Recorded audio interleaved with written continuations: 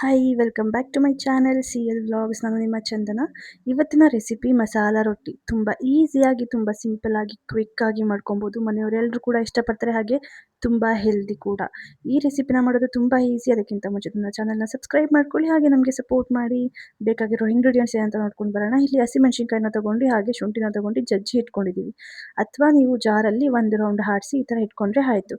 ಬೇಕಿರೋ ಎಲ್ಲ ತರಕಾರಿಗಳನ್ನ ಕೂಡ ನಾವು ಇಲ್ಲಿ ತುರ್ದಿ ಇಟ್ಕೊಂಡಿದ್ದೀವಿ. ನಾವು ರೊಟ್ಟಿ ಹಾಕ್ತಿರೋದ್ರಿಂದ ಈ ಥರ ತುರ್ದಿ ಇಟ್ಕೊಂಡ್ರೆ ಈಸಿಯಾಗಿ ರೊಟ್ಟಿನ ಬಳಿಬೋದು ಅಂತ ರೀಸನ್ಗೆ ನಾವು ಈ ಥರ ತುರ್ದಿ ಇಟ್ಕೊಂಡಿದ್ದೀವಿ. ಹಾಗೆ ನೀವು ಇಲ್ಲಿ ಬೀನ್ಸ್ ಕೂಡ ಆ್ಯಡ್ ಮಾಡ್ಕೊಬೋದು. ಇಲ್ಲಿ ಸಬ್ಬಕ್ಕಿ ಸೊಪ್ಪನ್ನ 1 ಕಪ್ ತಗೊಂಡು ಸಣ್ಣದಾಗಿ ಕಟ್ ಮಾಡಿ ಇಟ್ಕೊಂಡಿದ್ದೀವಿ. ಇಲ್ಲಿ ಫ್ರೆಶ್ ಕಾಯಿ ತುರಿ 1 ಕಪ್ ಫ್ರೆಶ್ ಕಾಯಿ ತುರಿನೇ ಹಾಕಿ ಕೊಬ್ಬರಿ ಎಲ್ಲ ಹಾಕೋಕೆ ಹೋಗ್ಬೇಡಿ. ಹಾಗೆ ನಾವಿಲ್ಲಿ 3 ಕಪ್ ಅಕ್ಕಿ ಹಿಟ್ಟನ್ನು ತಗೊಂಡಿದ್ದೀವಿ. ಹಾಗೆ ಇಲ್ಲಿ 2 ಕಪ್ ರವೆನ ತಗೊಂಡಿದ್ದೀವಿ. ರವೆ ಬಂದು ಚಿರೋಟಿ ರವೆನ ತಗೊಂಡಿರೋದು ನಾವು.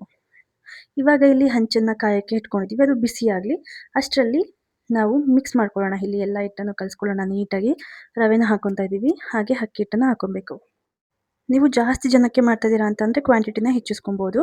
ಇಲ್ಲಿ ಹಸಿಮೆಣಸಿನ್ಕಾಯಿ, ಶುಂಠಿ, ತರಕಾರಿ ಎಲ್ಲನೂ ಕೂಡ ಆ್ಯಡ್ ಮಾಡ್ಕೊತಾ ಇದ್ದೀವಿ. ಇದನ್ನು ಸೊಪ್ಪು ಕೂಡ ಹಾಕೊಬೋದು. ನೀವು ಏನೆಲ್ಲ ಮೆಂತ್ಯ ಸೊಪ್ಪಿದ್ರೆ ಮೆಂತ್ಯ ಸೊಪ್ಪು ಕೂಡ ಹಾಕೊಬೋದು. ತುಂಬ ಟೇಸ್ಟ್ ಚೆನ್ನಾಗಿರುತ್ತೆ. ಇಲ್ಲಿ ಫ್ರೆಶ್ ಕಾಯಿ ತುರಿನ ಹಾಕೊತಾ ಇದ್ದೀವಿ. ಸ್ವಲ್ಪ ಜೀರಿಗೆ, ಅರ್ಧ ಟೇಬಲ್ ಸ್ಪೂನ್ ಆಗೋವಷ್ಟು ಜೀರಿಗೆ, ರುಚಿಗೆ ತಕ್ಕಷ್ಟು ಉಪ್ಪನ್ನು ಹಾಕ್ಕೊಂಡು ಚೆನ್ನಾಗಿ ಮಿಕ್ಸ್ ಮಾಡ್ಕೊಬೇಕು.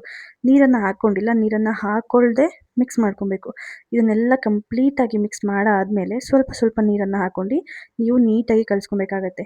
ಯಾವ ಕನ್ಸಿಸ್ಟೆನ್ಸಿ ಬರಬೇಕು ಅಂತ ಅಂದರೆ ಸ್ವಲ್ಪ ತೆಳ್ಳಗೆ ಬರಬೇಕು ಅಷ್ಟೇ. ಅಂದರೆ ಬಳಿಯೋ ರೊಟ್ಟಿಗೆ ಯಾವ ಥರ ಬೇಕೋ ಆ ರೀತಿ ಕಲಿಸ್ಕೊಂಡ್ರೆ ಸಾಕು. ನೀಟಾಗಿ ಕಲಿಸ್ಕೊಳ್ಳಿ. ಸ್ವಲ್ಪ ಸ್ವಲ್ಪ ನೀರನ್ನೇ ಹಾಕ್ಕೊಂಡು ಕಲಿಸ್ಕೊಳ್ಳಿ. ಜಾಸ್ತಿ ಒಟ್ಟಿಗೆ ನೀರನ್ನು ಹಾಕ್ಕೊಂಡು ಕಲಿಸ್ಕೊಂಡ್ಬಿಟ್ರೆ ತುಂಬ ತೆಳ್ಳಗಾಗೋಗ್ಬಿಡುತ್ತೆ. ನೋಡಿ, ಈ ಥರ ಕಲಿಸ್ಕೊಂಡ್ರೆ ಸಾಕು. ಈ ಥರ ಕಲಿಸ್ಕೊಂಡು ಒಂದು 5 ನಿಮಿಷ ಹಿಟ್ಟು ನೆನೆಯೋದಕ್ಕೆ ನಾವು ಇಡಬೇಕಾಗುತ್ತೆ. ಅಷ್ಟರಲ್ಲಿ ಹೆಂಚು ಕೂಡ ಕಾಯ್ದಿರುತ್ತೆ. 5 ನಿಮಿಷ ನೆಂದಿದೆ ನೋಡಿ, ಇಷ್ಟು ಚೆನ್ನಾಗಿ ನೆಂದರೆ ಸಾಕು. ಇದನ್ನು ಈಸಿಯಾಗಿ ತುಂಬ ಸಿಂಪಲ್ಲಾಗಿ ಬಳಿಬೋದು. ಹಾಗೆ ಬಿಗಿನರ್ಸ್ ಯಾರಾದರೂ ಟ್ರೈ ಮಾಡ್ತಿದ್ರೆ ನೀವು ಈ ಥರನೇ ಫಾಲೋ ಮಾಡಿ ತುಂಬ ಈಸಿಯಾಗಿ ಬಳಿಯೋ ರೊಟ್ಟಿನ ಮಾಡ್ಬೋದು. ನೋಡಿ ಎಷ್ಟು ಈಸಿಯಾಗಿ ಸ್ಪ್ರೆಡ್ ಮಾಡ್ಕೊತಾ ಇದ್ದೀವಿ. ಸ್ವಲ್ಪ ಜಾಸ್ತಿ ಕ್ವಾಂಟಿಟಿನ ತಗೊಂಡು ಹಂಚು ಮೇಲೆ ಹಾಕ್ಕೊಂಡು ಅದನ್ನು ನೀಟಾಗಿ ಸ್ಪ್ರೆಡ್ ಮಾಡಿಕೊಂಡ್ರೆ ಆಯಿತು. ತುಂಬ ಸಿಂಪಲ್ಲಾಗಿ ಮಾಡ್ಕೊಂಬಿಡ್ಬೋದು. ಅಷ್ಟೇ ಟೇಸ್ಟಿಯಾಗಿರುತ್ತೆ. ಇದರಲ್ಲಿ ಎಲ್ಲ ತರಕಾರಿ ಆ್ಯಡ್ ಆಗಿರೋದ್ರಿಂದ ನಿಮಗೆ ಹೆಲ್ದಿ ರೆಸಿಪಿ ಅಂತಲೇ ಅನಿಸುತ್ತೆ. ಹಾಗೆ ಯಾರಾದರೂ ಡಯಟ್ ಮಾಡ್ತಾಯಿದ್ರೆ ಈ ರೆಸಿಪಿನ ಮಾಡಿಕೊಂಡ್ರೆ ಎಂಥ ಪ್ರಾಬ್ಲಮ್ ಆಗಲ್ಲ. ತುಂಬ ಚೆನ್ನಾಗಿರುತ್ತೆ. ಡಯಟಲ್ಲೂ ಕೂಡ ಅಷ್ಟೇ ಟೇಸ್ಟಿಯಾಗಿರುತ್ತೆ. ಡಯಟಲ್ಲೂ ಇಂಥ ಫುಡ್ ತಿನ್ಬೋದಾ ಅಂತ ಅನಿಸುತ್ತೆ. ನೋಡಿ, 5 ನಿಮಿಷ ಆಯಿತು, ಚೆನ್ನಾಗಿ ಬೆಂದಿದೆ.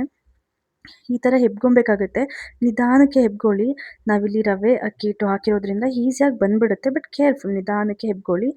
ಫ್ಲೇಮ್ನ ಕಮ್ಮಿ ಮಾಡ್ಕೊಂಡು ಹೆಬ್ಕೊಳ್ಬೇಕು. ಸರಿನಾ? ಇವಾಗ ಉಲ್ಟಾ ಹಾಕ್ಕೊಂಡು ಕೂಡ ಬೇಯಿಸ್ಕೊಳ್ಳೋಣ. ನಿಮಗೆ ಬೇಕು ಅಂತ ಅಂದರೆ ಇದ್ರ ಮೇಲೆ ಬೆಣ್ಣೆ ಕೂಡ ಹಾಕೊಬೋದು ಅಥವಾ ತುಪ್ಪ ಕೂಡ ಹಾಕೊಬೋದು. ತುಂಬ ಟೇಸ್ಟಿಯಾಗಿ ಇರುತ್ತೆ. ಈ ರೊಟ್ಟಿ ತುಂಬ ಹೆಲ್ದಿ ಕೂಡ. ನೀವೊಂದ್ಸಲಿ ಟ್ರೈ ಮಾಡಿ ಹೇಗಿತ್ತು ಅಂತ ನನಗೆ ಕಮೆಂಟ್ ಮಾಡಿ. ಈ ಥರ ರೊಟ್ಟಿನ ಆಲ್ರೆಡಿ ನಾನು ಯೂಟ್ಯೂಬ್ ಚಾನಲಲ್ಲಿ ತಿಳಿಸಿದ್ದೀನಿ, ಹಾಗೆ ನನ್ನ ಚಾನಲ್ನ ಚೆಕ್ ಮಾಡಿ. ಬಟ್ ಇಲ್ಲಿ ಏನು ಡಿಫ್ರೆನ್ಸ್ ಅಂತ ಅಂದರೆ ನಾನು ಶುಂಠಿ ಹಾಗೆ ಹಸಿಮೆಣ್ಸಿನ್ಕಾಯಿನ ರುಬ್ಬಿಟ್ಟು ತೋರಿಸಿರೋದ್ರಿಂದ ಎಕ್ಸ್ಟ್ರಾ ಟೇಸ್ಟ್, ಎಕ್ಸ್ಟ್ರಾ ಫ್ಲೇವರ್ ಆಗಿರುತ್ತೆ. ನೋಡಿ ಎಷ್ಟು ತೆಳ್ಳಗೆ ಬಂದಿದೆ ಅಂತ. ಇದೇ ರೀತಿ ನೀವು ಈ ಥರ ಪ್ರೊಸೀಜರ್ನ ಫಾಲೋ ಮಾಡಿಕೊಂಡ್ರೆ ಇಷ್ಟೇ ಕ್ರಿಸ್ಪಿಯಾಗಿ, ಇಷ್ಟೇ ಟ್ರಾನ್ಸ್ಪರೆಂಟಾಗಿ ಇರುತ್ತೆ ರೊಟ್ಟಿ. ನೀವು ಖಂಡಿತವಾಗ್ಲೂ ಇಷ್ಟಪಡ್ತೀರಾ. 2 ತಿನ್ನೋ ಜಾಗದಲ್ಲಿ 3 ರೊಟ್ಟಿ ತಿಂತೀರಾ. ಇದಕ್ಕೆ ಕಾಂಬಿನೇಷನ್ ಚಟ್ನಿ ಎಲ್ಲಾನು ಯೂಸ್ ಮಾಡ್ಕೊಬೋದು, ಅಥವಾ ಕರಿ, ಪನ್ನೀರ್ ಕರಿ, ಎನಿಥಿಂಗ್ ಎಲ್ಲದೂ ಕೂಡ ಸಖತ್ತಾಗಿರುತ್ತೆ ಟೇಸ್ಟು. ಬಟ್ ಎಲ್ಲ ತರಕಾರಿ ಹಾಕಿರೋದ್ರಿಂದ ಚಟ್ನಿ ಮಾಡಿಕೊಂಡ್ರೆ ತುಂಬ ಟೇಸ್ಟಿಯಾಗಿರುತ್ತೆ. ತುಂಬ ಈಸಿ ಕೂಡ. ಯಾರಾದರೂ ಬಿಗಿನರ್ಸ್ ರೊಟ್ಟಿ ಮಾಡಬೇಕು ಅಂತ ಇದ್ದರೆ ಈ ಥರ ನೀವು ಟ್ರೈ ಮಾಡಿ, ಖಂಡಿತವಾಗ್ಲೂ ಇಷ್ಟಪಡ್ತೀರಾ. ದಯವಿಟ್ಟು ನನ್ನ ಚಾನಲ್ನ ಸಬ್ಸ್ಕ್ರೈಬ್ ಮಾಡ್ಕೊಳ್ಳಿ, ಸಪೋರ್ಟ್ ಮಾಡಿ. ನಾವು ತುಂಬ ತುಂಬ ಒಳ್ಳೆ ವೀಡಿಯೋಸ್ನ ಹಾಕ್ತಾ ಇರ್ತೀವಿ. ಹಾಗೆ ಯಾರೆಲ್ಲ ಅಡುಗೆ ಕಲಿಬೇಕು ಅಂತ ಇರ್ತೀರೋ ಅವ್ರಿಗೆಲ್ಲರಿಗೂ ಕೂಡ ತುಂಬ ಹೆಲ್ಪ್ಫುಲ್ ಆಗುತ್ತೆ. ನೋಡ್ಬೋದು, ಇಲ್ಲಿ ರೊಟ್ಟಿ ಜೊತೆ ಚಟ್ನಿನ ಸರ್ವ್ ಮಾಡಿ ತೋರಿಸ್ತಾ ಇದ್ದೀವಿ. ಕಡಲೆ ಬೀಜ ಚಟ್ನಿ ಆದರೂ ಮಾಡ್ಕೊಬೋದು, ಕಾಯಿ ತುರಿ ಚಟ್ನಿ ಆದರೂ ಮಾಡ್ಕೊಬೋದು. ತುಂಬ ಟೇಸ್ಟಿಯಾಗಿರುತ್ತೆ. ನೀವೇ ಹೇಳ್ತೀರಾ ಸಕ್ಕತ್ತಾಗಿತ್ತು ಅಂತ. So thank you so much. ನೀವು ಕೂಡ ಟ್ರೈ ಮಾಡಿ, ಹಾಗೆ ಕಮೆಂಟ್ ಮಾಡಿ, ಸಬ್ಸ್ಕ್ರೈಬ್ ಮಾಡೋದನ್ನ ಮರಿಬೇಡಿ. Thank you.